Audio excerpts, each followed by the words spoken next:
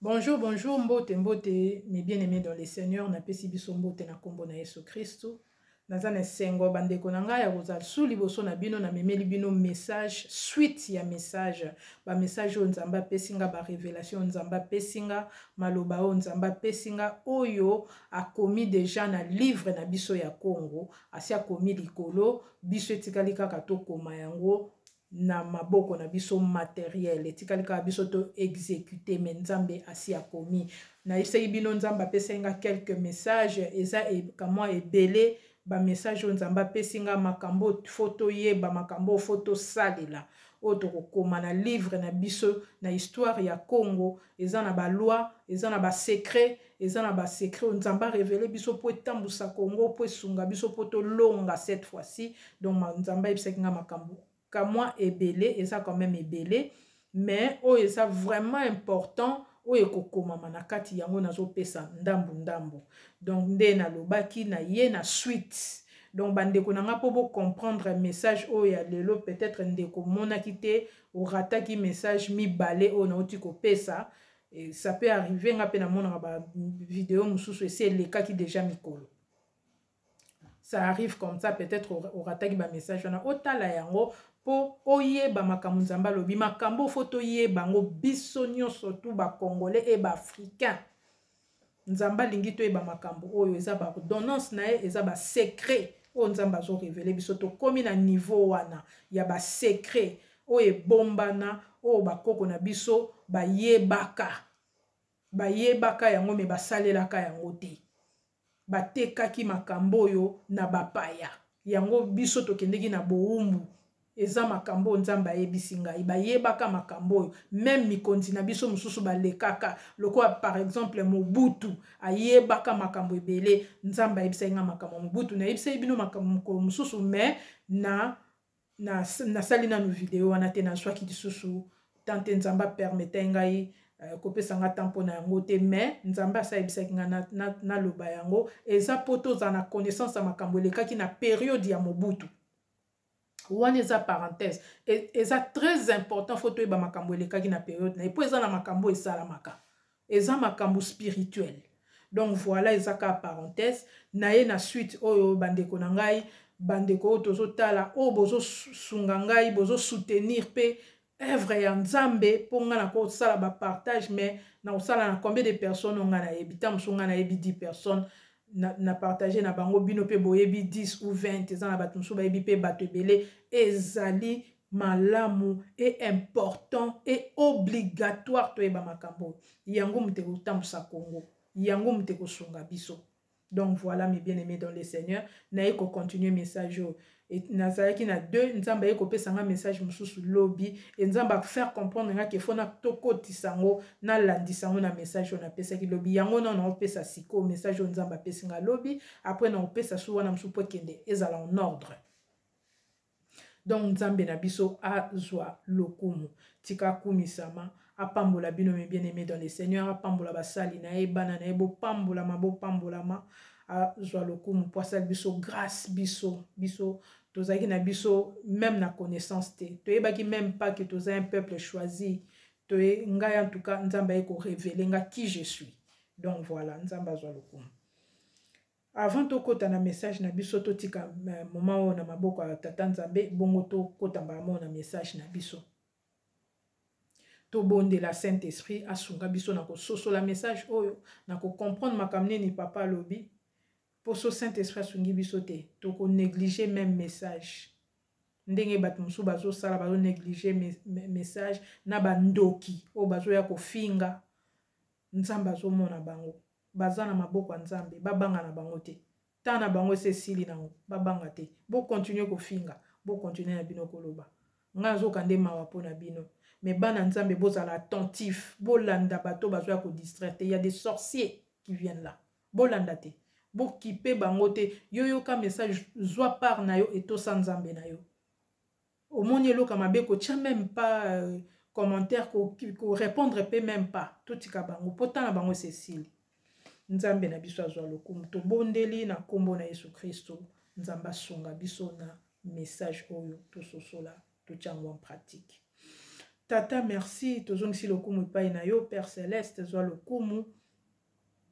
Merci tata na kosala biso grâce ya kopona biso peuple oyo yo moko ponaki po toyeba balwa na yo toyeba ordonnance na yo po moto ayebaka ordonnance na yo moto ayebaka balwa na yo azalaka moto oyo poni ezali grâce olingaki osala biso grâce peuple oyo toyeba makanisi ya motema na yo po oyo oyebisi biso eza makambo oyo komi na maboko na yo volonté na yo makambo elobi na monoko na yo Mama papa na kombo na Yesu Kristu batela bana na onyo surtout bakolanda message oyo batela nga mutu na memi message oyo makila na Yesu Kristu ebomba biso e batela biso pendant message oyo na oyo tokosala après ba partage tokosala après ba exhortation tokosala après na kati ya communauté na biso bomba biso pe Saint-Esprit apesa biso apesa bana na o discernement ya makambo oyo lobi pe a convaincre mitema na bango parce que c'est lui qui convainc Yemde muta convaincre mitema amema message oyo ye moko asala musala wana na kombo na Yesu Kristu obanda na biso na ebandeli tina suka lokumu nyonso ezonga pai na yo tata opambola bana na yo baza na ba problème osible ba o baza na ba malade papa batelema na kombo na Yesu Kristu bazwa solution na makambo na bango pesa bango loboko na yo na kombo na Yesu Kristu amen. Voilà mes bien-aimés dans le Seigneur. Na un message ko na sokota mbala moko na makambo nzambe alakisinga lobi. Mais bien aimé dans le Seigneur, tozaki esika moko na bandi na lalaki na bandi kolota, eza vraiment ndoto o nzambe apesingai, eza vision te, eza ndoto. Nazaki na profond sommeil lobi le 19. Donc nzambe apesinga message oyo. Tozalaki groupe ya bato. Tozalaki ebele, tozalaki libanda ya lopango moko boye. Tozaki neti libanda ya lopango wana tozaki ebele bato nga na reconnaître ki place on ezaki famille nanga moni bana nanga tozaki na bango na bato mususu ebele tozaki bato ebele tozaki neti libanda siko lopango moko ezotongama bazotonga lopango siko biso tozaki libanda na sens nini eloko Saint-Esprit zo faire comprendre ngana ngonga wana ezali ke tozaki libanda po tozozela tozaki kozela bazaki kotongela biso lopango ezaki ndenge wana bazotongela biso ndako donc biso tozaki neti na attente tozaki libanda tozozela batonga lopango tozaki libanda tozota siko nga nazaki neti na hauteur nazotala ndenge bazotonga ndako wana ezaki tellement munene bandako bazotonga ya kitoko mais bien aimé dans le Seigneur mais modèle bazaki kotonga ngo eloko yo ekamusaki nge ezaki vitesse o bazaki kotongela bandako wana donc bazaki kotonga bandako wana na accélération ezalaki tellement rapide ezolekela ngai donc ezosala mbangu ezosala lokola ba vidéo l'air tozaka kolekisa nde tozali kolekisa ba vidéo eleka mbangu wana na tant tozo utiliser ba cassette vidéo donc ezoleka ndenge wana mbangu ngasiko nazotala siko tant ezoleka mbangu bongo mbala moko esili kotonga esili ba construction esili mais bien aimé dans le Seigneur c'était tellement beau ezalaki kitoko moko ya kosakana te bandako wana wow ezalaki tellement kitoko lopango wana mais ezalaki lopango moko ezalaka lopango moko me bandako na kati sikoyo na bandi kotala basisi kotonga eloko nini nazomona sikoyo mbala moko na misu na nga namoni ntango basisi kotonga namoni na ebandeli ya lopango donc na entrée ya lopango tokoti nanu te nga nazotala yango likolo na entrée ya lopango namoni drapeau moko munene mulai ezwi donc hauteur penza ya mur eleki mur na mulai ezaki tellement mulai tellement munene drapeau wana drapeau mo sikoyo ezaki ya mboka na biso batelemisi yango neti na nzete penza etelemi donc drapeau ezaki mulai ezomonana ezaki drapeau na biso ya Congo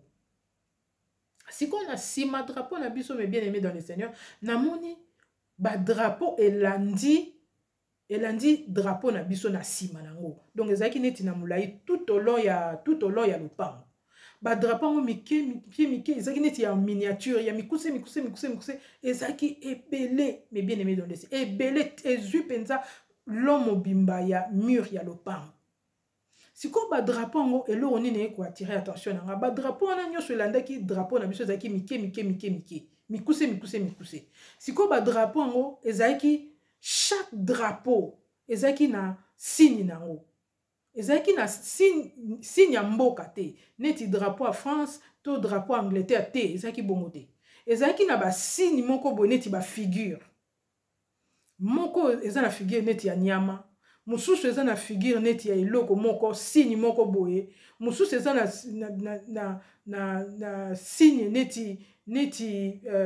triangle babilo moko bongo ba objet bilo moko bongo ezaki te ke ba signe ya mboka ezaki te ke drapeau moko spécifique ne ba drapeau normal ezala nde to mona ba drapeau ba nation te neti drapeau na biso ndenge ezalaki wana ezali ka nde drapeau na biso ezalelo mais ba drapeau na ezaki na ba figure il y a différent o ezaboye ah siko ya tirer attention na siko nazo ba siko o ba drapeau nini ba drapeau ezaboye ndenge nini ba drapeau ba figure ba drapeau bilongi ya neti banyama bilongi moko bizarre ba dessiner bilo ba drapeau ngo ezaboye pona nini en tout cas elo ekamusenga yango wana pezaki mikuse ndenge moko zaki nyonso na ba biloko différent mbala moko mais bien aimé dans le Seigneur tant na sisi kotala ba drapeau wana na bwaka misu na nga boye lopango batongaki kitoko ndako ezalaki kitoko mais bien aimé dans le Seigneur ndako ndire beteli kake mbala moko ndako ekomi mwindu boyebi soki ndako eziki ndenge ekoma ndenge ba mur esalaka noir wana mbala moko ndako ezalaki kitoko bandako ezalaki tellement joli ebebi mbala moko ekomi mabe bandako ebebi lopango ekomi salite ndako ekomi salite oh tant na bandio kama nazo ba mendeni ndako kaka siko ndako ezalaki kitoko ndako ekomi mabe boye ndako ndire eziki ndako ebebi ekomi salite boye nini yango eleki mais bien aimé dans le Seigneur l'air na oloba bongo mbala moko na moni loboko moko ebandi kolongola ba drapeau ebandi kolongola drapeau elongoli ba drapeau ebandi kolongola ba drapeau nyonso ezalaki wana mais bien aimé dans le Seigneur na drapeau na biso elongwe tango esali bongo na kamwe sikoyo nazo comprendre lo ni nzamba zo lakisanga lo ni nzamba zo ebisanga mbala moko nzamba bandi kopesa ngai maloba na ye toyoka mais bien aimé dans le Seigneur c'est grave na osepela mingi esange sengo makambo nzamba osela biso tolanda message au bien to sosola yango sikoyo elo ni nzamba zo ebisanga nzamba zo bana ngai omoni lopango oyo moni obino bozo zela libanda yango wana obino bozaki ozela esi etongami lopango wana eza mboka na biso eza Congo lopango wana c'est le Congo et puis Congo angoko bien tracé yango na lobi lisusu nzambe alobai nanga tokobungisa ta mabele na biso ata mokete na nyonso banguna bazoluka bayiba wana bakoyiba nzambe te donc en fait bazomeka koyiba nzambe mais bakoyiba te eza mobimba donc bien tracé eza Congo bandako eza na kati wana eza bahabitation na bino bana ya Congo donc kitoko wana ezali mboka kitoko tata apesi bino ezali mboko na pesi bino eza Congo na bandako nyonso ya bahabitant ya Congo bana ya Congo bandako na bino mboka na bino ba drapeau oyo moni drapeau ya liboso ya Congo oyo telemi na bandeli eza drapeau ya Congo eza munene eza mulai puisque eza na autorité puisque yango mutezo diriger yango moni yango liboso yango nde eza élevé koleka ba drapeau wana mususu Congo eza liboso ba drapeau wana siko nyonso eza na sima eza ba drapeau oyo kozala sima ya Congo akodominer sur les nations Congo akozala liboso ya ba nation oyo moni wana eza ba drapeau ya ba nation o reconnaître ba mboka wana te po okamwe omona nanu ba figure wana te omona ba drapeau wana te donc ba drapeau wana nyonso tu ba figure wana ezali kondima na bango alléluia eza kondima na bango oyo omoni wana ba figure wana ezo représenter bonzambe na bango ezo représenter bonzambe ya ba mboka wana eza ko représenter loko ni bango bandimelaka Donc ba drapeau nyonso ko banda na drapeau ya Congo tina drapeau ya suka eza na message. Yangona omoni ba drapeau na po yeba nini bandimelaka, po yeba ba nation nini oyo eza na sima Congo, oyo ekoya na Congo na kondima na bango. Siko na kondima na bango wana, banzambo bango bakokota nango, mutu na mboka netango akoya, race na race tango ekoya, bakoya na banzambe na bango. Alors l'air bakoya na banzambe na bango. Soki bino botelemi te, bo détruire banzambe wana, bo boya banzambe wana, bo bondela po banzambe wana ba régner na mabele na bino te, bako bebisa mboka na bino. Yango moni ndako ekomi lokola eziki. Eza cause ya banzambe wana nyonso. O nyonso moni wana eza banzambe. Yango nzamba lobi na biso to sala figure mon côté. To sala bikeko te.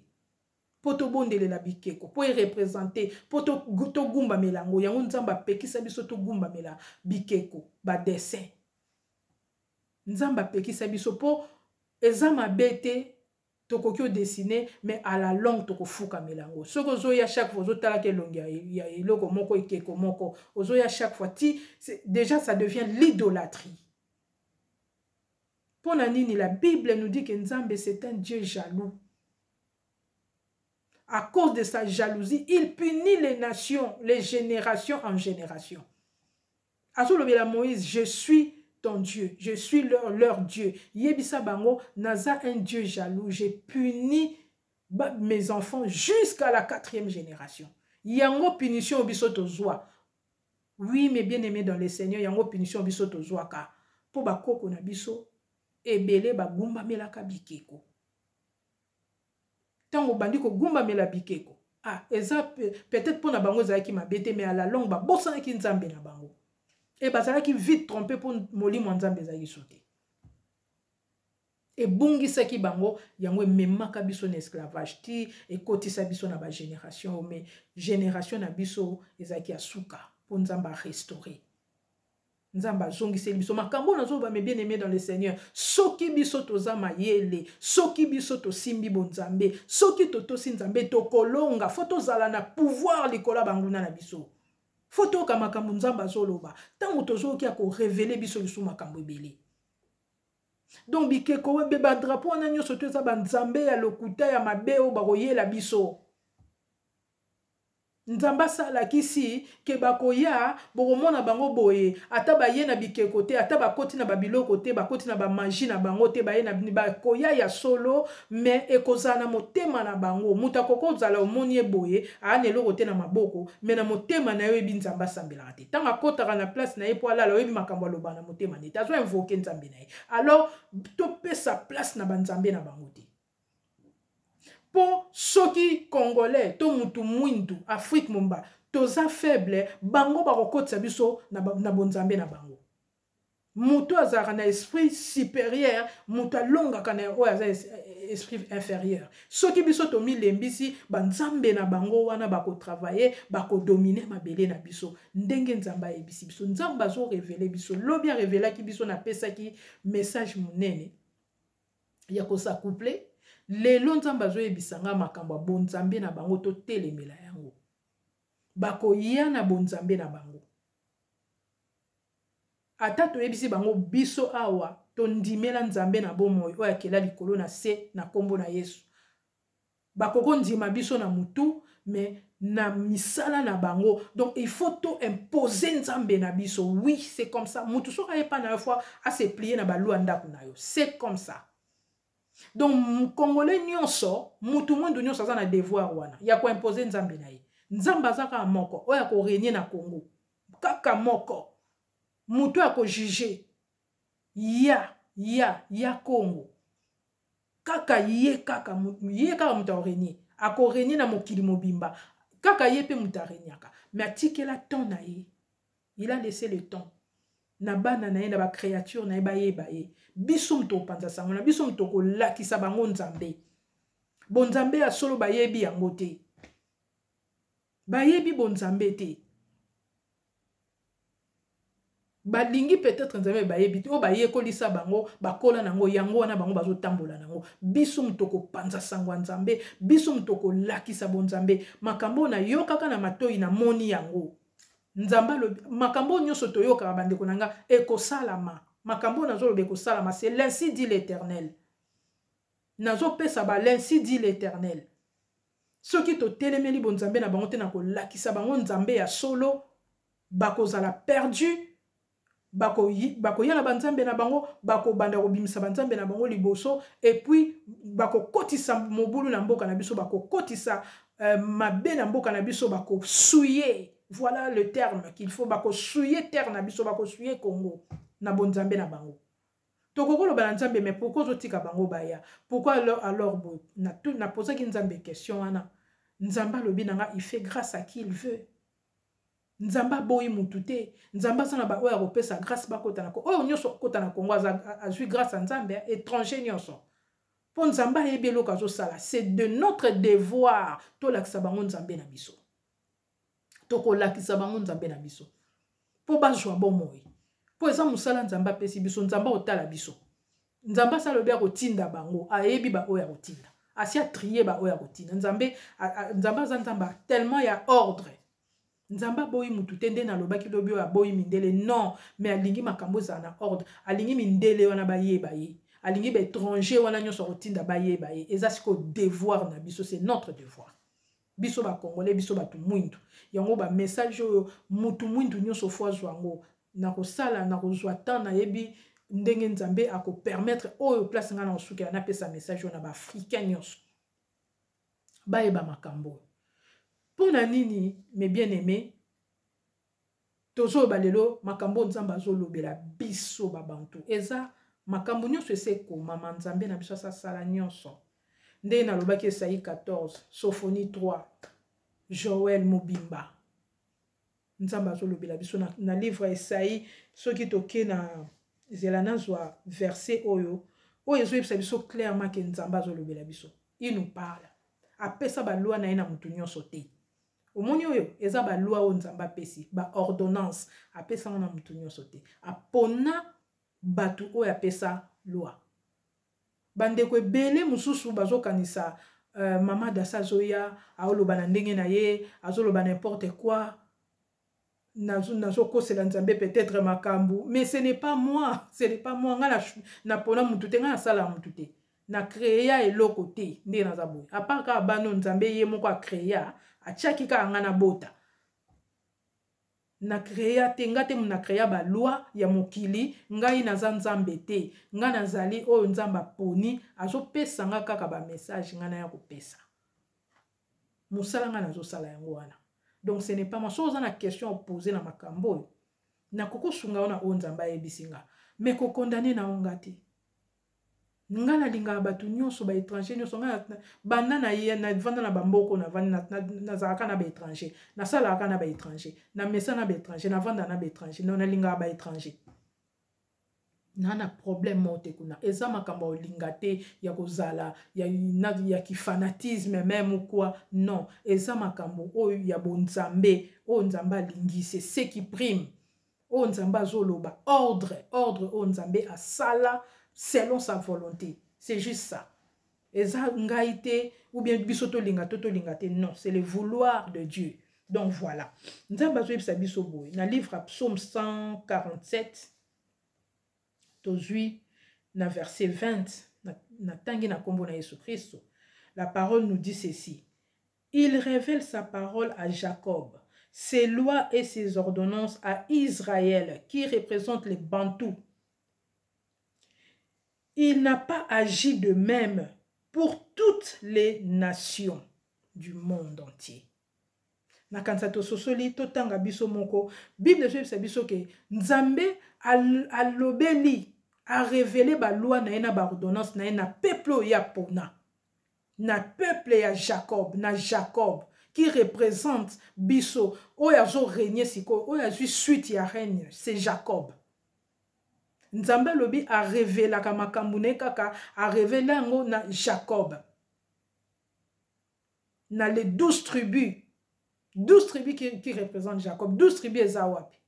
na mokili mobimba 12 tribus eza na Afrique eza biso toza na kati ya 12 tribus yango nzambe azo biso makambo Afrique mobimba toza ebele ba Afrique du Sud toza ebele ba Congolais ba Africain o nzambe apesa ba loi wana Bible ezo yebisa biso ekomama o Bible ba falsifier ba oui mais ba falsifier ngo ba mifundi bango moko tokanga bango kana makambo bango bakomi babomba la vérité te babomba la lumière te et bimakaka donc voilà alors Bible je apesa ba loi na ye na peuple na ye na ba ordonnance ma pesa ngo na batu nyonso te donc moyen ba étranger na ba ye ba loi o ezate c'est normal donc pourquoi puisque nzamba yebisa bango te apesa bango te apona bango te po yebisa bango ba loi wana mais yebisa na peuple ne donc c'est à nous maintenant tozo ba loi wana ya nzambe na ba ordonnance wana to pesa ngo na ba étranger nyonso ba ya na mboka na biso po to enseigner bango nzambe ya solo po na nzambe na biso asepela bango pe bazwa salut puisque soki nzamba bengi bango wana c'est pour un but nzamba ko tika ba étranger ba kota na mboka ni pamba te il y a quelque chose nzamba zo kotia biso to sala ka devoir na biso to sala ngo bien to la bango nzambe na biso soki to la kisi bango te mais bien aimé dans le Seigneur ba bebisa mboka na biso ekokweya kaka de la même façon ba ko na biso ba sala ka erreur biso tozo risquer to sala erreur mais nzambe na biso abandeli ko yebisa biso makambo ayebisa ka ba koko na biso abandeli ko yebisa biso toza ebele nzambe zo yebisa makambo azo révéler biso moko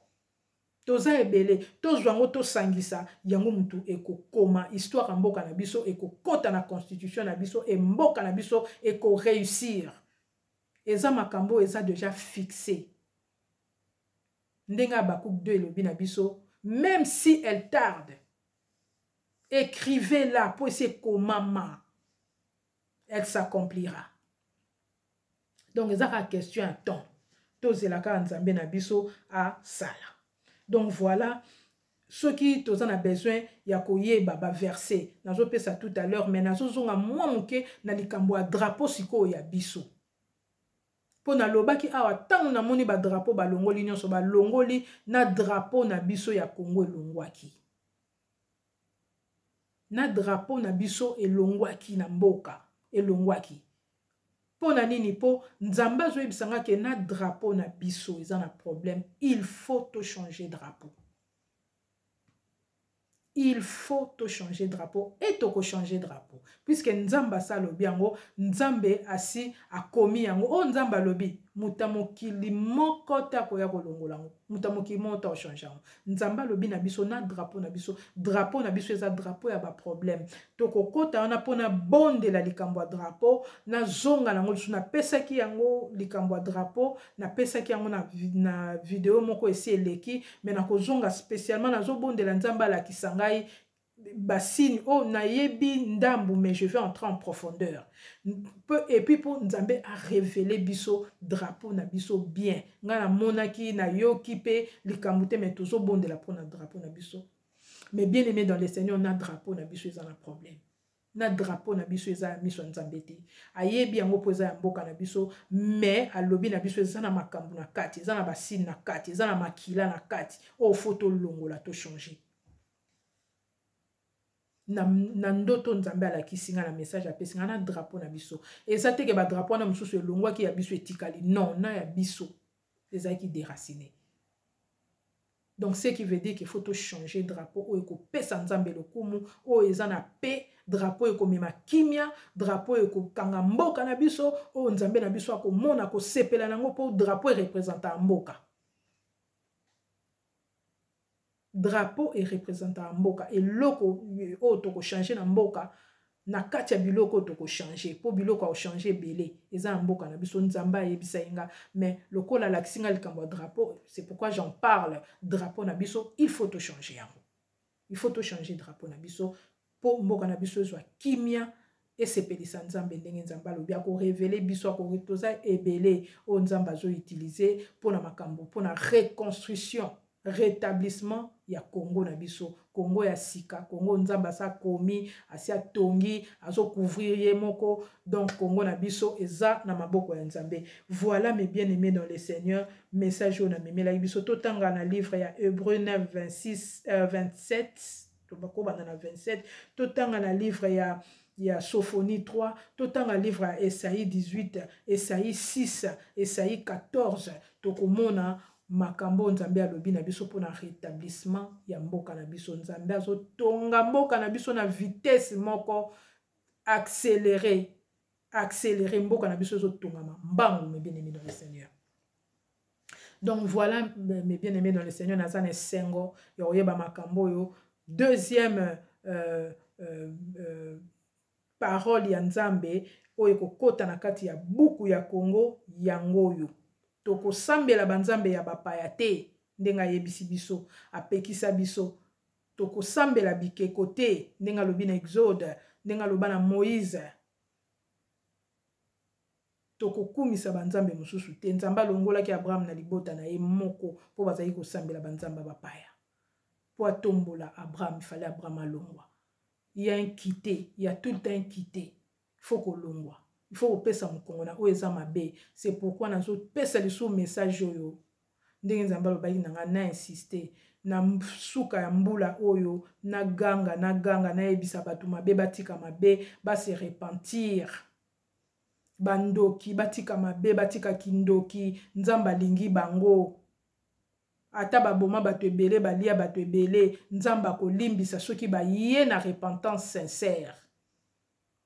Batsali ya nzambe oya mabe ya lokuta o bazo kosa bazo bomba na nsima nzambe nzamba yebi bango bazo captiver bana ya nzambe